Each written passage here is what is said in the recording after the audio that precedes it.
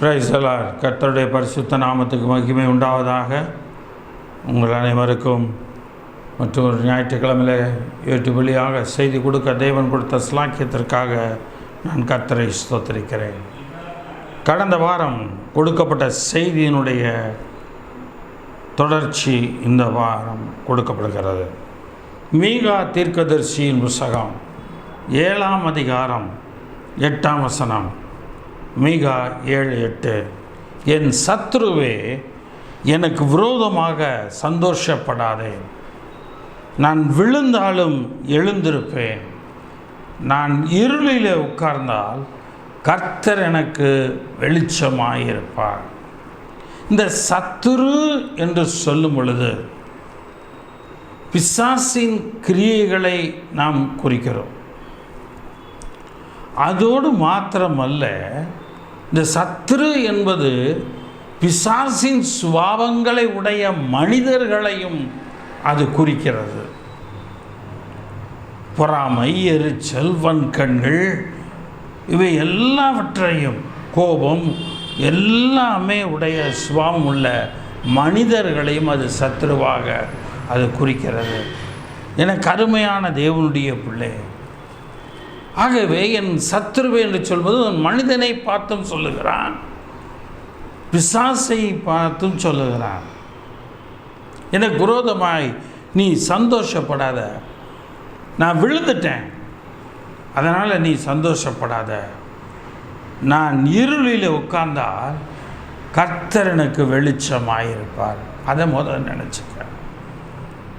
இந்த வார செய்தி, நான் இருளிலே உட்கார்ந்தால் கர்த்தர் எனக்கு வெளிச்சமாயிருப்பார். கடந்த வாரம் பார்த்தோம், சந்தோஷப்படாதே சத்துருவே என்று சொல்லி. இந்த வாரம் பார்க்கிறோம், நான் இருளிலே உட்கார்ந்தால் கர்த்தர் எனக்கு வெளிச்சமாயிருப்பார். 2 சாமுவேலின் புத்தகம் 22ஆம் அதிகாரம் 29ஆம் வசனம். கர்த்தராகிய தேவரீர் என் விளக்காயிருக்கிறீர். கர்த்தர் என் இருளை வெளிச்சமாக்குகிறவர். கர்த்தராகிய தேவரீர் என் விளக்காயிருக்கிறீர். கர்த்தர் என்னுடைய விளக்காக இருக்கிறார். கர்த்தர் என் இருளை வெளிச்சமாக்கிறவர். தேவன் ஒருவரால் மாத்திரம்தான் நம்முடைய இருள்களை வெளிச்சமாக மாற்ற முடியும். இதே வசனத்தை யோபு வேறு விதமாய் சொல்லுவார். யோபுவின் புத்தகம் 12ஆம் அதிகாரம் 22ஆம் வசனம். யோபு 12:22. அவர் அந்தகாரத்திற்கிற ஆழங்களை வெளியரங்கமாக்கி, அந்தகாரம் என்பது இருள், அந்த இருளில் இருக்கிற ஆழமான ஒரு மனிதனுடைய இருதயம் இருளடைந்திருக்கும். ஆனால் அந்த இருளடைந்த அந்த இருதயத்துக்குள் இருக்கிற கோபம் என்ன, பொறாமை என்ன, எரிச்சல் என்ன, வன்கண் என்ன, இவை எல்லாவற்றையும் வெறியரங்கமாக்கி மரண இருளை வெளிச்சத்திலே கொண்டு வருவார். அந்த மரண இருளை தேவன் வெளிச்சத்தில் கொண்டு வருவார். இன்றைக்கு மனிதர்கள் உலகத்தில் சபிக்கிறார்கள், நாசமாக போவ, ஒன்றும் இல்லாமல் போவ, நீ அழிஞ்சு போயிடுவ. மனிதருடைய வாயின் வார்த்தைகள் எல்லாமே சாபமாய் இருக்கிறது. எனக்கு அருமையான தேவனுடைய பிள்ளையே, மரண இருளை கர்த்தர் வெளிச்சத்தில் கொண்டு வருகிறார். இந்த சாபம் என்கிற எல்லா மரண இருளையும் தேவன் வெளிச்சத்திலே கொண்டு வருகிறார். சங்கீதத்தின் புஸ்தகம் 112 அதிகாரம் 4 சங்கீதம் 112:4 செம்மையானவர்களுக்கு இருளிலே வெளிச்சம் உதிக்கும். செம்மையானவர்களுக்கு இருளிலே வெளிச்சம் உதிக்கும். யார் செம்மையானவர்கள்? ஏனென்று சொன்னால் கர்த்தர் சொல்லுகிறார் இருளிலே வெளிச்சம் உதிக்கும் என்று அவர்களுக்கு சொல்லுகிறார். யார் செம்மையானவர்கள்? தொடர்ந்து அவர் சொல்லுகிறார், இரக்கமும் மன உருக்கமும் நீதியும் உள்ளவன். யார் செம்மையானவன்? இரக்க குணம் உள்ளவன், மன உருக்கம் உள்ளவன், நீதி உள்ளவன். ஆக இந்த 3 விதமான சுபாவங்களையும் உடையவன் தான் செம்மையானவனாக இருக்கிறான். என கருமையான தேவனுடைய பிள்ளைகளே, இந்த சுபாவத்தை நாம் உடையவர்களாய் இருப்போமானால், சாபமானாலும் சரி, மனிதருடைய சுபாவங்களானாலும் சரி, சத்துருவின் கிரியைகளானாலும் சரி, எவைகளுக்கும் நாம் பயப்பட வேண்டியதல்ல. தேவன் நம்முடைய இருளை தேவன் வெளிச்சமாக்குகிறவராயிருக்கிறார். யோபுவின் புஸ்தகத்தில் 29 அதிகாரம் நீங்கள் 1 முதல் 6 வரைக்கும் நீங்கள் வாசிப்பீர்களே. ஆனால் யோபு 29 1 முதல் 6. பின்பும் யோபு தன் பிரசங்க வாக்கியத்தை தொடர்ந்து சொன்னது, சென்று போன மாதங்களிலும் தேவன் என்னை காப்பாற்றி வந்த நாட்களிலும் எனக்கு உண்டாயிருந்த சீர் இப்பொழுது இருந்தால் நலமாயிருக்கும். எப்போ இவர் கேட்குறார் தெரியுங்களா? பிசாசானவன் ஆண்டவராகிய இயேசு கிறிஸ்துவிடத்தில் இவரை சோதிக்கும்படி வேண்டிக் கொண்டு இவரை சோதிக்கிறான். இவருடைய பிள்ளைகள் மரித்து போகிறார்கள், இவருடைய மிருகங்கள் எல்லாம் கொள்ளையாடப்படுகின்றன, இவருடைய எல்லா காரியங்களும் வயல் விளைச்சல்கள் எல்லாம் எரிந்து போகிறது. கடைசியிலே இவரை நேசித்த, இவரை அதிகமாக அன்பு பாராட்டின அவருடைய மனைவி, நீ தூஷித்து ஜீவனை விடு என்று சொல்லுகிறாள். அந்த அளவுக்கு அவர் பாதிக்கப்பட்டிருக்கிறார். ஆனால் அவர் வாழ்ந்த நாளை சொல்லுகிறார், சென்று போன மாதங்களிலும் தேவன் என்னை காப்பாற்றி வந்த நாட்களிலும் உண்டாயிருந்த சீர். அப்போ தேவன் நம்மை காப்பாற்றி வருகிற நாட்களிலே நற்சீர் நமக்கு உண்டாயிருக்கும். செழிப்பு எனக்கு இப்பொழுது இருந்தால் நலமாயிருக்கும். அப்பொழுது அவர் தீபம் என் தலையின் மேல் பிரகாசித்தது, அவர் அருளின வெளிச்சத்தால் இருளை கடந்து போனேன். அவர் தீபம் என் தலையின் மேல் பிரகாசித்தது, அவர் அருளின வெளிச்சத்தினால் இருளை கடந்து போனேன். அவர் அருளின வெளிச்சத்தால் நான் இருளை கடந்து போனேன். அவர் தீபம் என் தலையின் மேல் பிரகாசித்தது. கர்த்தருடைய தீபம் என் தலையின் மேல் பிரகாசித்தது இல்லையா? அவர் அருளின வெளிச்சத்தினால் நான் இருளை கடந்து போனேன். ஆக அந்த நாட்களிலே அவர் இருளில் இருந்திருக்கிறார். தேவன் அவனுக்கு கொடுத்த செழிப்பின் நாட்களே சில இருள் இருந்திருக்கிறது. கோபம் வந்திருக்கலாம், எரிச்சல் வந்திருக்கலாம், சிலரை திட்டுவதற்குரிய நிலைக்குள் போயிருக்கலாம். ஆனால் அதை எல்லாமே அவர் கடந்து வந்திருக்கிறார் தேவனுடைய வெளிச்சத்தில். சரி, இதை விட்டு, இதுக்காக கோவப்பட வேண்டாம், இதை பெருசாக எடுக்கக்கூடாது என்று தன் மனதிலே பேசி அவர் அந்த வெளிச்சத்தினால இருளை கடந்து போகிறார். தேவனுடைய ரகசிய செயல் என் கூடாரத்தின் மேல் இருந்தது. அப்பொழுது சர்வ வல்லவர் என்னோடு இருந்தார். என் பிள்ளைகள் என்னை சூழ்ந்திருந்தார்கள். என் பாதங்களை நான் நெய்யினால் கழுவினேன். கண்மலையிலிருந்து எனக்காக எண்ணெய் நதி போல ஓடி வந்தது. அந்த செல்வ நாட்களின் சீர், செழிப்பு, சீர் என்பது செழிப்பு, இப்போது இருந்தால் நலமாயிருக்கும் என்று சொல்லுகிறார். இப்போ அவருடைய வாழ்க்கையில் அவர் நொந்து போயிருக்கிறார்.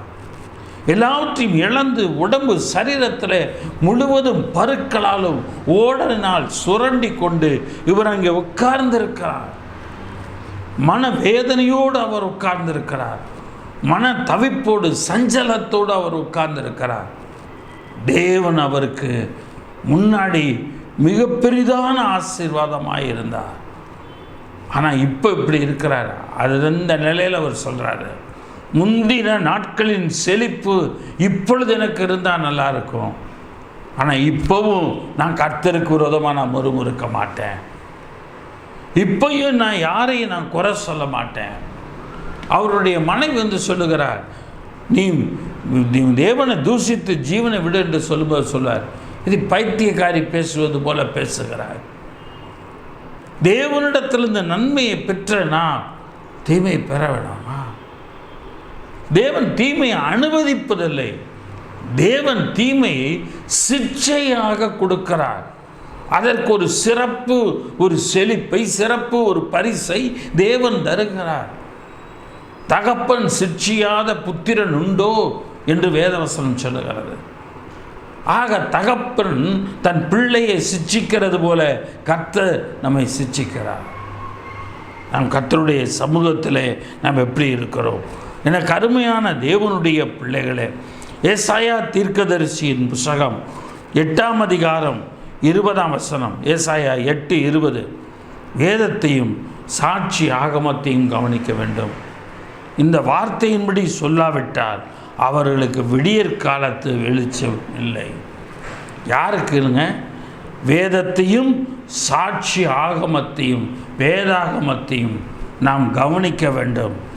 இந்த வார்த்தையின்படி, அந்த வேதாகமத்தில் சொல்லப்பட்ட இந்த வார்த்தையின்படியே நாம் சொல்லாவிட்டால், நாம் நடக்காவிட்டால் நமக்கு விடியற் காலத்து வெளிச்சம் இல்லை. இந்த விடியற் காலத்து வெளிச்சம் இல்லாத பொழுது என்ன இருக்கும்? இடுக்கண் அடைந்தவர்களாயும் பட்டினியாயும் தேசத்தை கடந்து போவார்கள். வாழ்க்கை ஒவ்வொரு நாளையும் நாம் கடந்து போவோம்.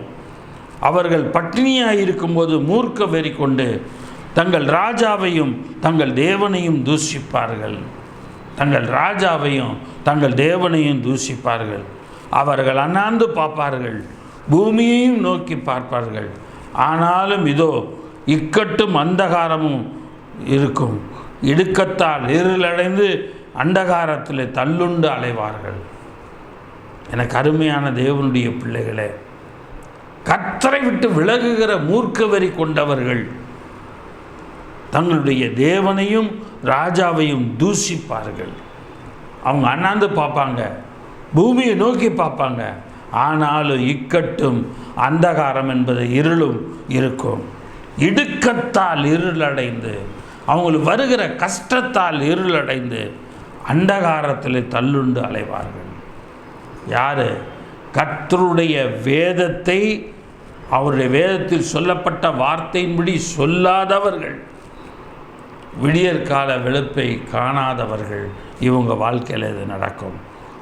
2 கொரிந்தியரின் புத்தகம் 4ஆம் அதிகாரம் 6ஆம் வசனம், 2 கொரிந்தியர் 4:6, இருளிலிருந்து வெளிச்சத்தை பிரகாசிக்க சொன்ன தேவன், இருளிலிருந்து வெளிச்சத்தை பிரகாசிக்க சொன்ன தேவன் இயேசு கிறிஸ்துவின் முகத்தில் உள்ள தமது மகிமையின் அறிவாகிய ஒளியை தோன்ற பண்ணும் பொருட்டாக எங்கள் இருதயங்களிலே பிரகாசித்தார். இயேசு கிறிஸ்துவின் முகத்தில் உள்ள மகிமையின் அறிவாகிய, அப்போ இயேசு கிறிஸ்துடைய முகத்தில் உள்ள அந்த வெளிச்சம் மகிமையின் அறிவாகிய ஒளியாக இருந்தது. அது எங்கள் இருதயத்திலே பிரகாசிக்கும்படி தேவன் செய்தார். பிதாவாகிய தேவன் செய்தார். அதனால்தான் அவன் தைரியமாக சொல்கிறான், சத்துருவே நான் விழுந்தாலும் சந்தோஷப்படாத, கர்த்தரின் இருளை வெளிச்சமாக்குவார். நான் அறிவில்லாமல் நான் விழுந்து போயிட்டேன், ஆனால் இப்பொழுதோ என் தேவன் தம்முடைய குமாரனாகிய இயேசு கிறிஸ்துவுக்கு அவருடைய முக பிரகாசத்தில் கொடுத்த அறிவாகிய ஒளியினாலே நான் என்ன செய்யணும், என் இருதயத்தில் அது பிரகாசித்த. இப்போ நான் எல்லாத்தையும் நான் கடந்து வந்துடுவேன். எல்லா பிரச்சனையும் நான் இனிமேல் கடந்து வந்துடுவேன். இவ்வளவு நாள் ஏதோ ஞானம் இல்லாமல், அறிவில்லாமல், புத்தி இல்லாமல் நான் விழுந்து போன எல்லா காரியத்திலிருந்தும் இப்பொழுது நான் மாறுவேன். எபேசியருக்கு எழுதின நிருபம் 5ஆம் அதிகாரம் 8ஆம் வசனம், எபேசியர் 5:8 முதல், முற்காலத்தில் நீங்கள் அந்தகாரமாயிருந்தீர்கள், இப்பொழுதோ கர்த்தருக்குள் வெளிச்சமாயிருக்கிறீர்கள். முன்னாடி நீங்கள் வாழ்ந்த வாழ்க்கை அந்தகாரமாயிருந்தது. ஒருவேளை உங்களுடைய வாழ்க்கையில் கடந்த கால வாழ்க்கை அந்தகாரமாக இருந்திருக்கலாம், இழப்புகள் இருந்திருக்கலாம், சோகம் இருந்திருக்கலாம், வேதனை இருந்திருக்கலாம், கண்ணீர் இருந்திருக்கலாம், கவலை இருந்திருக்கலாம், எல்லா கஷ்டங்களும் இருந்திருக்கலாம். ஆனால் தேவன் சொல்லுகிறார், இப்பொழுதோ இப்போ கர்த்தருக்குள் வெளிச்சமாய் இருக்கிறீங்க. உனக்கு வெளிச்சமாய் நான் இருக்கிறேன். இப்போ நீ எல்லாருக்கும் வெளிச்சமாக இருக்கிற.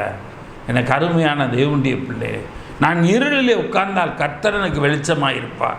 கர்த்தர் எனக்கு வெளிச்சமாக இருக்கிறபடினால் என்னை போல யார் யார் இருளில் இருக்கிறார்களோ அவர்கள் எல்லாருக்கும் நான் வெளிச்சமாக இருப்பேன். அதாவது இயேசுவை பிரதிபலிக்கிறவனாக நான் இருப்பேன். தேவனுடைய சுபாவத்தை நான் பிரதிபலிக்கிறவனாக நான் இருப்பேன். கர்த்தருக்குள் நாம் அப்படிப்பட்டவர்களாக இருக்கிறோம். ஆவியின் கனி சகல நற்குணத்திலும் நீதியிலும் உண்மையிலும் விளங்கும். கர்த்தருக்கு பிரியமானது இன்னதென்று சோதித்து பாருங்கள்.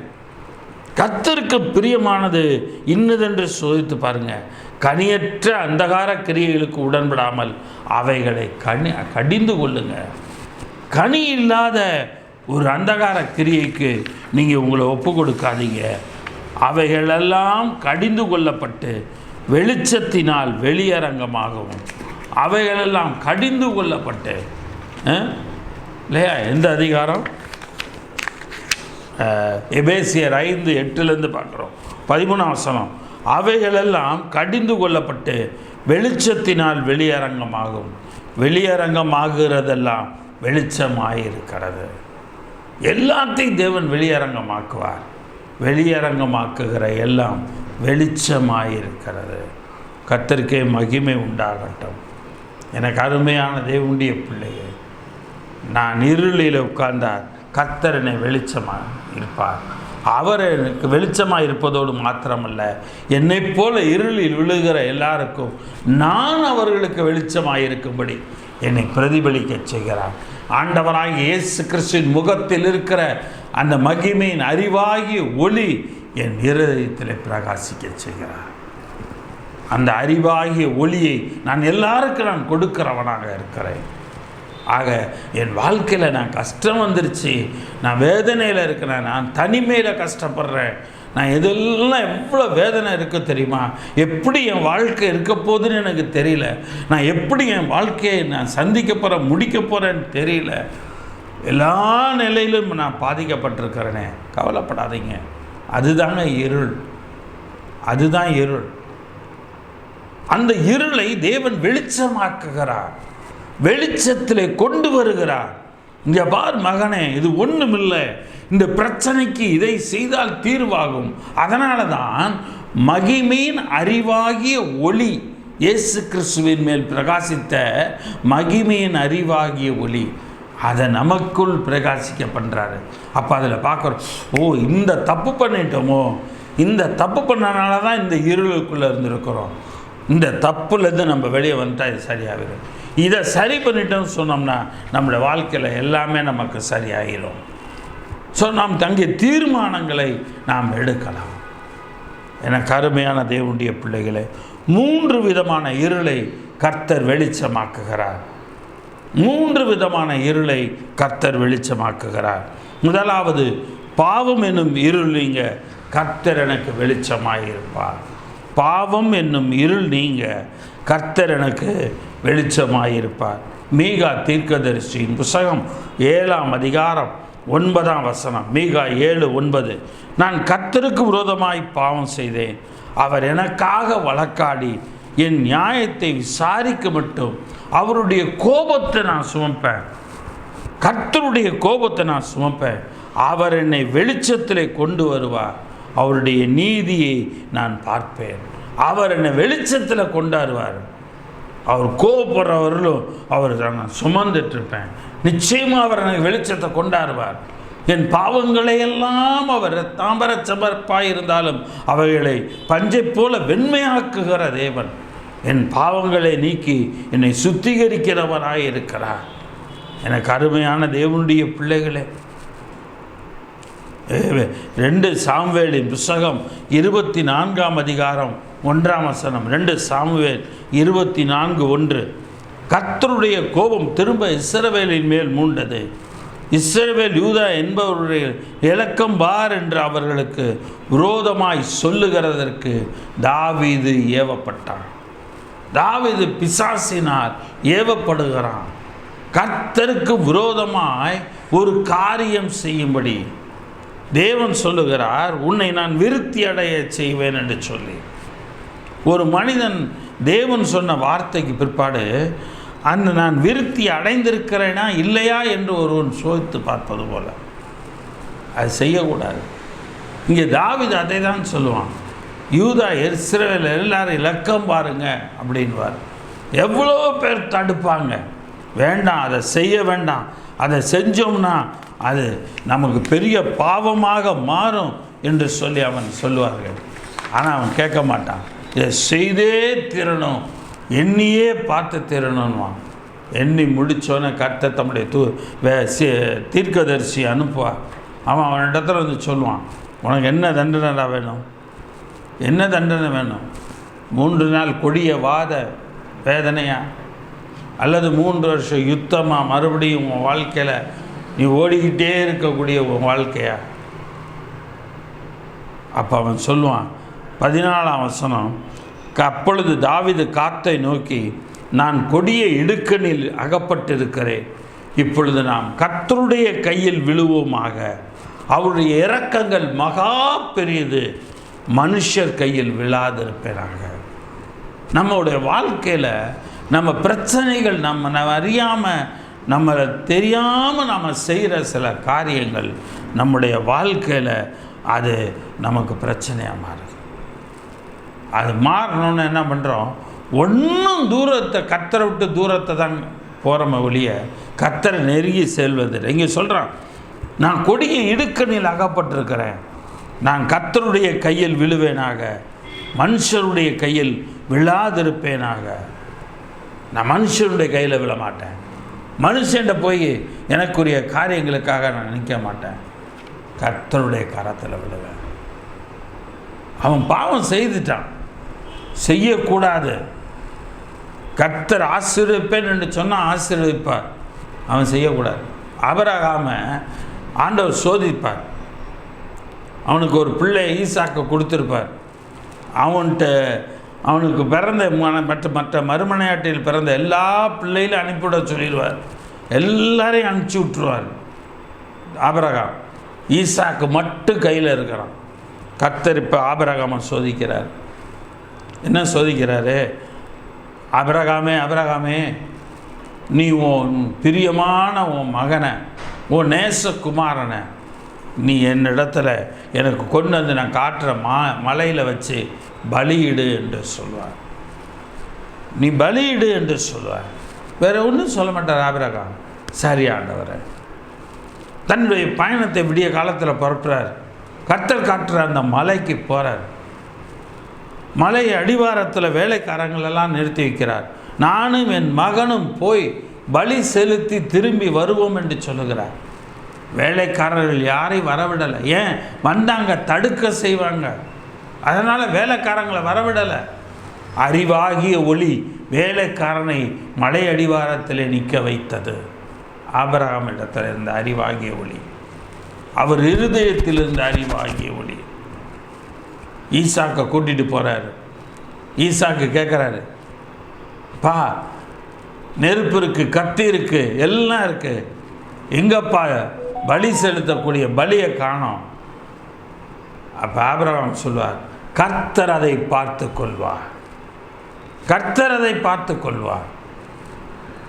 எங்கேயுமே அவர் பாவம் செய்யலைங்க. அவர் ஆண்டவர்கிட்ட முறுமுறுக்கலை. அவர் ஆண்டவர் கேட்டார்னப்ப, ஆண்டவரை நீர் கொடுத்த எல்லா பிள்ளைகளையும் நினச்சிட்டேன், இப்போ இவன் ஒருத்தனை தான் வச்சிருக்கிறேன், இப்போ இவனையும் பலி கேட்குறீங்களே, நான் செலுத்த முடியும்? அந்த இடத்துல முறுமுறுக்கலை, மறுதளிக்கலை. அவர் எந்த பாவத்தையும் செய்யலை. கர்த்தர் சொன்னார், அப்படியே கர்த்தருக்கு கீழ்ப்படினார். எது தெரியுங்களா பாவம்? ஒருவேளை ஆபிரகாம் கர்த்தர் சொன்னதை செய்யாமல் இருந்திருப்பாரானா அதுதான் ஆபிரகாமுடைய வாழ்க்கையில் பாவமாக இருந்திருக்கும். நம்முடைய வாழ்க்கையில் நாம் பாவம் என்னும் இருளிலே அகப்படாதபடி காத்துக்கொள்வோம். அதனால தான் அது அவருக்கு நீதியாக எண்ணப்பட்டது. அவர் கர்த்தரை விசுவாசித்தார், எல்லாவற்றிலும் கர்த்தரை விசுவாசித்தார். கர்த்தர் சொல்லுகிற வார்த்தையெல்லாம் விசுவாசித்தார். ஆக அவரிடத்தில் பாவம் என்கிற காரியமே கிடையாது. 2 நாளாகமத்தின் புஸ்தகம் நீங்கள் 6ஆம் அதிகாரம் 24லிருந்து 40ஆம் வசனம் வரைக்கும் நீங்கள் வாசித்து பாருங்கள். 24லிருந்து 40ஆம் வசனம் வரைக்கும் நீங்கள் வாசித்து பாருங்கள். அந்த இடத்துல பார்ப்பீர்களே, ஆனால் உம்முடைய ஜனங்களாகிய இஸ்ரவேலர் உமக்கு விரோதமாய் பாவம் செய்தது நிமித்தம் சத்துருக்கு முன்பாக முறிந்து போய் உங்களிடத்திற்கு திரும்பி உம்முடைய நாமத்தை அறிக்கை பண்ணி இந்த ஆலயத்தில் உம்முடைய சந்நிதியில் விண்ணப்பத்தையும் வேண்டுதலையும் செய்தார். உம்முடைய ஜனமாகிய இஸ்ரவேலர் உமக்கு விரோதமாய் பாவம் செய்தது நிமித்தம் சத்துருவுக்கு முன்பாக, அவங்க பாவம் செஞ்சனால இப்போ யாருக்கு முன்னாடி வந்துட்டாங்க? சத்துருவுக்கு முன்பாக முறிந்து போயிட்டாங்களாம். சத்துருவுக்கு முன்பாக முறிந்து போய் உம்மிடத்திற்கு திரும்பி உம்முடைய நாமத்தை அறிக்கை பண்ணி இந்த ஆலயத்தில் உம்முடைய சந்நிதியில் விண்ணப்பத்தை வேண்டுதலையும் செய்தார்.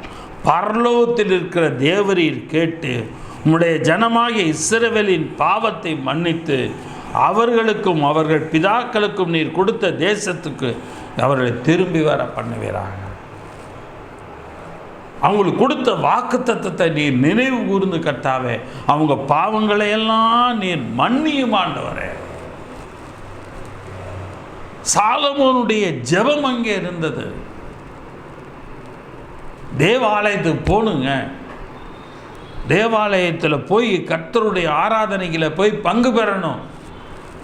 போய் அந்த ஆராதனையில் பங்கு பெற்று அந்த கொடுக்கப்படுகிற செய்தியை கேட்டு அந்த கர்த்தருடைய வார்த்தைகளெல்லாம் கேட்டு அந்த கர்த்தருடைய அறிவாகிய ஒளியை நம்முடைய இருதயத்தில் கொண்டாந்து நாம் சரியாக ஜெபிப்போமானால் நம்முடைய வாழ்க்கையில் இருக்கிற எல்லா பாவம் என்கிற இருளையும் கர்த்தர் எடுத்தா போடுகிறவராக இருக்கிறார். இந்த பாவத்தின் நிமித்தம் என்ன நடக்குதான்? 26ஆம் வசனம் பாருங்கள். அவர்கள் உமக்கு விரோதமாய் பாவம் செய்தால் நீ வானம் அடைபட்டு மழை பெய்யாதிருக்கும் என்று சொல்லி அங்கே பார்க்கிறோம். அவர்கள் உமக்கு விரோதமாய் பாவம் செய்ததினால் வானம் அடைபட்டு மழை பெய்யாதிருக்கும் போது அவர்கள் இந்த ஸ்தலத்திற்கு நேராக விண்ணப்பம் செய்து உம்முடைய நாமத்தை அறிக்கை பண்ணி தேவரீர் தங்களை கிளேசப்படுத்துகையில் தங்கள் பாவங்களை விட்டு திரும்பினார். பரலோகத்தில் இருக்கிற தேவரீர் நீர் கேட்டு உமது அடியாரும் உமது ஜனமாகி இஸ்ரவேலும் செய்த பாவத்தை மன்னித்து அவர்கள் நடக்க வேண்டிய நல்வழியை அவர்களுக்கு போதித்து தேவரீர் உமது ஜனத்திற்கு சுதந்திரமாக கொடுத்த உம்முடைய தேசத்தில் மழையை பெய்ய கட்டளையிடுவீராக. அவர்கள் நடக்க வேண்டிய நல்வழியை அவர்களுக்கு போதித்து, அவர்கள் நடக்க வேண்டிய நல்வழியை அவங்களுக்கு போதிங்க. தேவரிமுடைய ஜனத்திற்கு சுதந்திரமாய் கொடுத்த உம்முடைய தேசத்தில் மழை பெய்ய கட்டளையிடுவீராக. தேவன் ஒருவேளை மழை பெய்ய விடாமல் இருக்கலாம். இந்த நாளில் அதை எதை குறிக்க தெரியுங்களா? நமக்கு வர வேண்டிய பணம், நமக்கு வர வேண்டிய ஆசீர்வாதங்கள், நம்ம நிலம் வச்சுருந்தோம்னா நல்ல விளைச்சல், இதெல்லாம் வரணும். எதுவுமே வராமல் எல்லாமே குறைபட்டு கிடக்குது, எல்லாமே தேங்கி கிடக்குது. ஆக இந்த நிலையில் நாம் கர்த்தரை நோக்கி ஜெபம் பண்ணோம்னா, நம்முடைய பாவங்களை அறிக்கை செய்து நாம் ஜெபம் பண்ணோம்னா, நாம் நடக்க வேண்டிய நல்வழியை, அந்த என்ன செய்தால் விளையும், என்ன செய்தால் இந்த தடை நீங்கி பணம் வரும், அதான் அங்கே ஆண்டவர் சொல்கிறாரு. உமக்கு அந்த இடத்துல நடக்க வேண்டிய நல்வழியை நீர் அவர்களுக்கு போதித்து, அவங்க வழியை மாறி நடந்துட்டாங்க இவ்வளோ நாள், இனிமே அவங்க நடக்க வேண்டிய வழியை அவங்களுக்கு போதித்து அவங்களுக்கு சுதந்திரமான கொடுத்த உம்முடைய தேசத்தில் மழையை பெய்ய கட்டளையிடுவீராக. ஆசீர்வாதத்தை தேவன் பெய்ய கட்டளையிடுவாராக. அருமையான தேவனுடைய பிள்ளைகளே, யாவருக்கும் தெரிந்த சங்கீதம்தான். சங்கீதத்தின் புஸ்தகம் 51ஆம் அதிகாரம் 1ஆம் வசனம் முதல் பார்க்கிறோம். சங்கீதம் 51:1 முதல், தேவனே உமது கிருபையின்படி எனக்கு இறங்கும், உமது மிகுந்த இரக்கங்களின்படி என் மீறுதல் நீங்க என்னை சுத்திகரியும். என் அக்கிரமம் நீங்க என்னை முற்றிலும் கழுவி என் பாவமற என்னை சுத்திகரியும். என் மீறுதல்களை நான் அறிந்திருக்கிறேன். என் பாவம் எப்பொழுதும் உமக்கு முன்பாக இருக்கிறது. தேவரீர் ஒருவருக்கே விரோதமாய் நான் பாவம் செய்து உமது கண்மலுக்கு முன்பாக பொல்லாங்கானதை நடப்பித்தேன். நீர் பேசும்போது உமது நீதி விளங்கவும், நீர் நியாயம் தீர்க்கும்போது உம்முடைய பரிசுத்தம் விளங்கவும் இதை அறிக்கையிடுகிறேன். சங்கீதக்காரன் அந்த இடத்துல தன்னுடைய பாவங்களை அறிக்கை செய்கிறான். தன்னுடைய பாவங்களை எல்லாம் செய்கிறான். 9ஆம் வசனத்தில் சொல்றாரு, என் பாவங்களை பாராதபடிக்கு நீர் உமது முகத்தை மறைத்து என் அக்கிரமங்களை எல்லாம் நீக்கியறணும். ஆண்டவரே, நீர் என் பாவங்களை பார்க்க வேண்டாம். என் மீறுதல்கள் எல்லாம் எனக்கு எப்போது தெரியும். எனக்கு நான் என்னென்ன பாவம் பண்ணேன், என்னென்ன மீறுதல்கள் பண்ணேன் எல்லாம் எனக்கு இருக்குது. ஆனால் நீர் மன்னியும் ஆண்டவரே, என் பாவங்களை எல்லாம் மன்னியும். நமக்கு பாவம் இல்லை என்போமானால் நாம் மறுதளிக்கிறவர்களாக இருப்போம். நமக்கு பாவம் இருக்குது என்று சொல்லுவோமானால் நம்முடைய பாவங்களை மன்னிக்க அவர் தயபெருத்தவராயிருக்கிறார். 1 யோவானின் புஸ்தகம் 1ஆம் அதிகாரம் 7 முதல் 10 வசனங்கள். 1 யோவான் 1ஆம் அதிகாரம் 7ஆம் வசனம் முதல். அவர் ஒளியில் இருக்கிறது போல நாமும் ஒளியிலே நடந்தால் ஒருவரோடு ஐக்கியப்பட்டிருப்போம். அவருடைய குமாரனாகிய இயேசு கிறிஸ்துவின் இரத்தம் சகல பாவங்களை நீக்கி நம்மை சுத்திகரிக்கும். அவருடைய குமாரனாகிய இயேசு கிறிஸ்துவின் இரத்தம் சகல பாவங்களையும், 1-2 பாவங்கள் அல்ல, சகல பாவங்களை நீக்கி நம்மை சுத்திகரிக்கும். நமக்கு பாவம் இல்லை என்போமானால் நம்மை நாமே வஞ்சிக்கிறவர்களாக இருப்போம். சத்தியம் நமக்குள் இராது. நம்முடைய பாவங்களை நாம் அறிக்கையிட்டால் பாவங்களை நமக்கு மன்னித்து நம் அநியாயத்தை நீக்கி நம்மை சுத்திகரிப்பதற்கு அவர் உண்மையும் நீதியும் உள்ளவராயிருக்கிறார். நாம் பாவம் செய்யவில்லை என்போமானால் நாம் அவரை பொய்யராக்குகிறவராயிருக்கிறோம். அவருடைய வார்த்தை நமக்குள் இராது. நம்ம இன்றைக்கி பார்த்தோம், அவருடைய வார்த்தை நமக்குள் இருக்குமானால், அறிவாகிய அந்த ஒளி நமக்குள் இருக்கிறமானால் நம்முடைய வாழ்க்கையில் நல்வழியிலே நாம் நடந்து போவோம். நாம் பாவங்களை நாம் சுத்திகரிக்கப்படுவோம். பாவம்னு நிறைய பேர் நினைக்கிறது போல் ஏதோ ஒரு திருடுறது, ஏமாத்துறது, விபச்சாரம், வேசித்தனம், நீங்கள் நிறைய காரியங்கள், பொய் பேசுவது, தேவனை தேடாமல் இருப்பது, தேவனை மறந்திருப்பது, தேவன் கொடுத்த ஆசீர்வாதங்களை ஒவ்வொன்றையும் அற்பமாக நினைப்பது, அதெல்லாம் தான் நீங்கள் பாவம். எனக்கு அருமையான தேவனுடைய பிள்ளைகளே, கர்த்தர் உங்களை ஆசீர்வதித்திருக்கிறார். 2வது காரியம், காயம் என்னும் இருள் நீங்க கர்த்தர் எனக்கு வெளிச்சமாயிருப்பார். என் மனக்காயம், என் சரீர காயம் எனும் என் இருள் நீங்க கர்த்தர் எனக்கு வெளிச்சமாயிருப்பார். ஏசாயா தீர்க்கதரிசியின் புஸ்தகம் 30ஆம் அதிகாரம் 26ஆம் வசனம். ஏசாயா 30:26.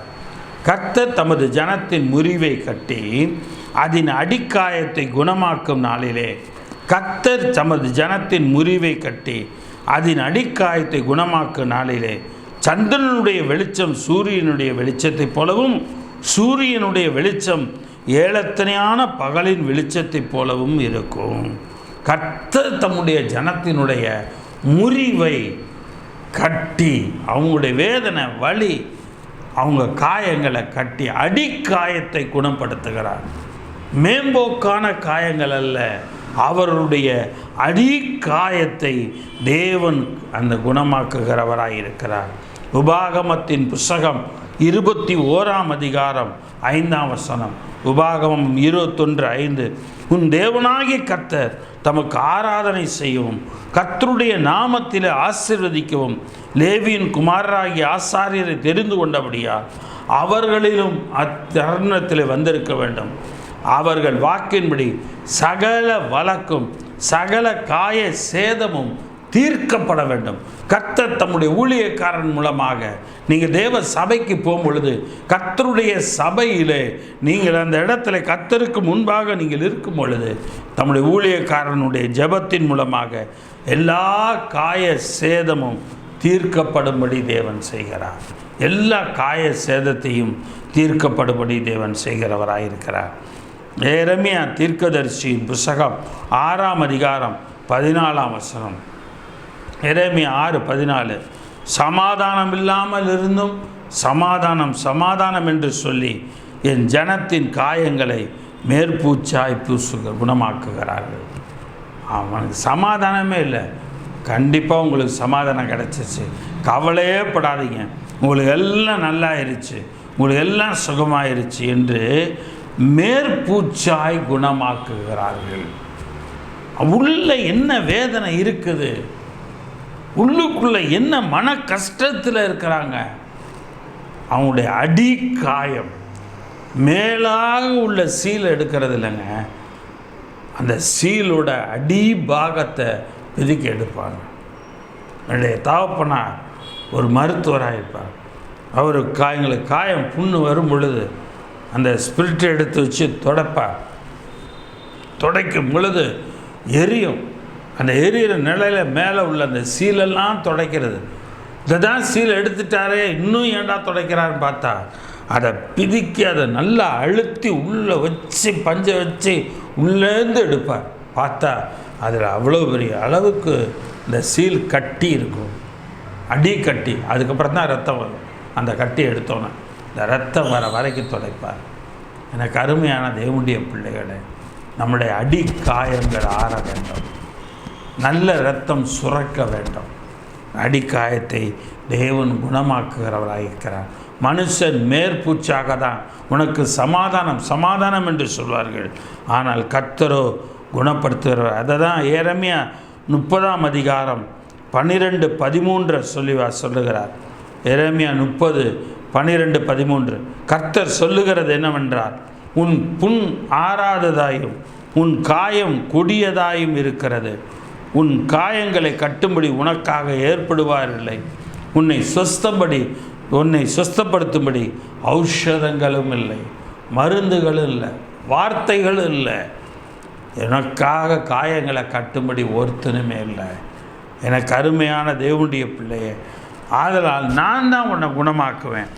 அந்த எரேமியா 30:17 பாருங்கள், நான் உன்னை விசாரிப்பற்ற சீயோன் என்று சொல்லி உன்னை தள்ளுண்டவள் என்று உனக்கு பேரிட்டு நான் உனக்கு ஆரோக்கியம் வர பண்ணி உன் காயங்களை ஆற்றுவேன் என்று கர்த்தர் சொல்லுகிறார். நான் உனக்கு ஆரோக்கியம் வர பண்ணி உன் காயங்களை ஆற்றுவேன் என்று கர்த்தர் சொல்லுகிறார். எசேக்கியேல் தீர்க்கதரிசியின் புஸ்தகம் 34ஆம் அதிகாரம் 4ஆம் வசனம்.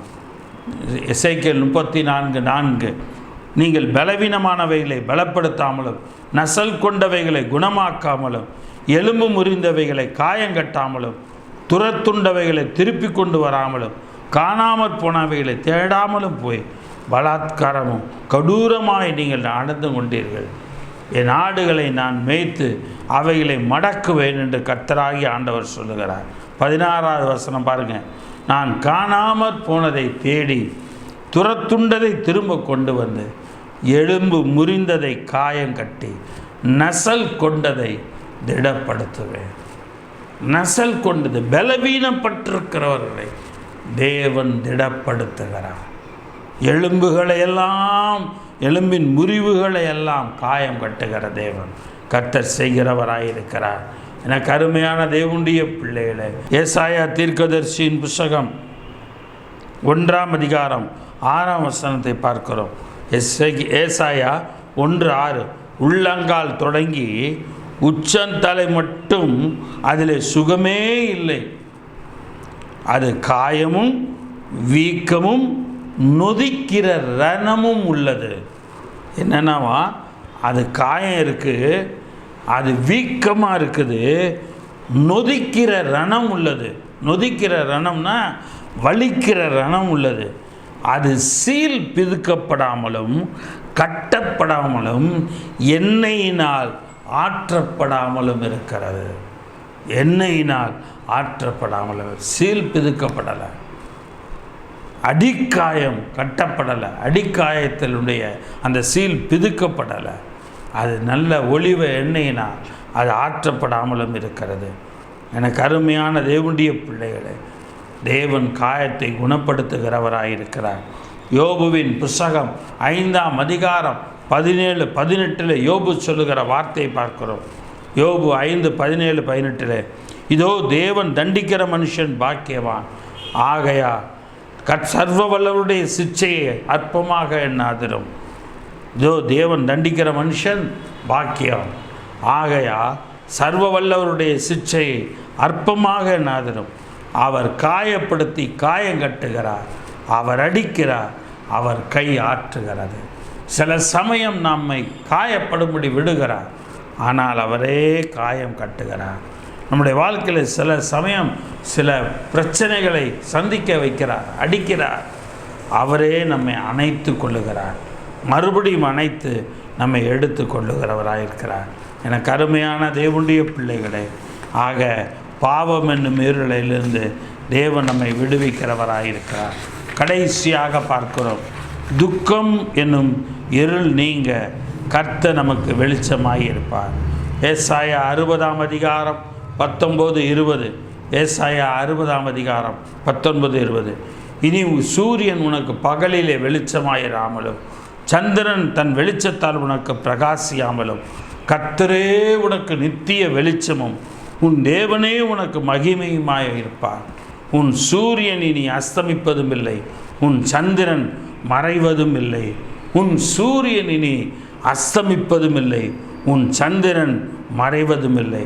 கர்த்தரே உனக்கு நித்திய வெளிச்சமாயிருப்பார்.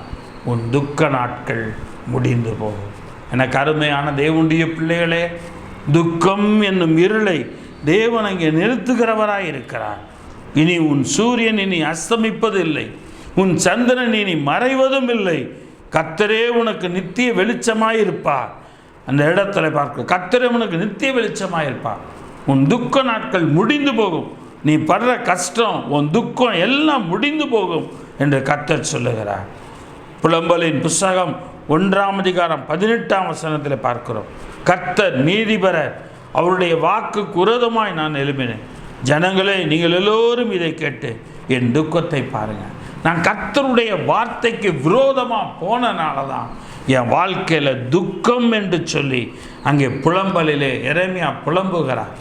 கர்த்தருடைய வாக்குக்கு விரோதமாய் நான் எழும்பினேன். ஜனங்களே, நீங்கள் எல்லோரும் இதை கேட்டு என் துக்கத்தை பாருங்கள். என் கன்னிகைகளும் என் வாலிபரும் சிறைப்பட்டு போனார்கள் என்று சொல்லி அங்கே பார்க்கிறோம். எனக்கு அருமையான தேவனுடைய பிள்ளைகளே, 2 கொரிந்தியரின் புஸ்தகம் 2ஆம் அதிகாரம் 4-7 வசனங்களை பார்க்கிறோம்.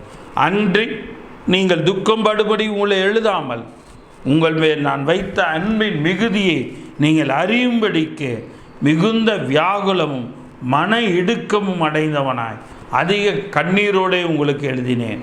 துக்கம் உண்டாக்கினவேன் எனக்கு மாத்திரமல்ல, ஒருவாறு உங்கள் எல்லாருக்கும் துக்கம் உண்டாக்கினான். நான் உங்கள் எல்லார் மேலும் அதிக பாரம் சுமத்தாதபடிக்கு இதை சொல்லுகிறேன். அப்படிப்பட்டவருக்கு அநேகரால் உண்டான இந்த தண்டனையே போதும். இந்த துக்கம் என்பது ஒரு தண்டனைங்க, இந்த தண்டனையே போதும். ஆகையால் அவன் அதிக துக்கத்தில் அமிழ்ந்து போகாதபடி நீங்கள் அவனுக்கு மன்னித்து ஆறுதல் செய்ய வேண்டும். எனக்கு அருமையான தேவனுடைய பிள்ளை, துக்கம் என்னும் இருள் நீங்கி கர்த்தர் வெளிச்சமாயிருப்பார். கர்த்தர் அந்த துக்கம் நீங்கி நமக்கு ஆறுதலை தருவார், தேறுதலை தருகிறார். அந்த ஆறுதலை தேவன் தருகிறதுக்கு காரணராக இருக்கிறார். எனக்கு அருமையான தேவன் சங்கீதத்தில் அவன் கேட்பான், என் கண்மலையாகிய தேவனை நோக்கி ஏன் என்னை மறந்தேன்? சத்துருவினால் ஒடுக்கப்பட்டு நான் ஏன் துக்கத்துடனே தெரிய வேண்டும்? ஏன் என்னை மறந்தேன்? கர்த்தர் மறந்தபடியினால் இவன் துக்கத்தோடு இவன் திரிகிறானா? 43ஆம் சங்கீதம் 2ஆம் வசனத்தில் அதே வார்த்தை வேறு விதமாக இருக்கும். என் அரணாகிய தேவன் நீர், ஏன் என்னை தள்ளிவிடுகிறீர்? சத்துருவினால் ஒடுக்கப்பட்டு நான் துக்கத்துடனே ஏன் தெரிய வேண்டும்? ஏன் என்னை தள்ளி விடுறீங்க? சத்துருவினால் நான் ஒடுக்கப்பட்டு நான் ஏன் துக்கத்துடனே தெரியணும்?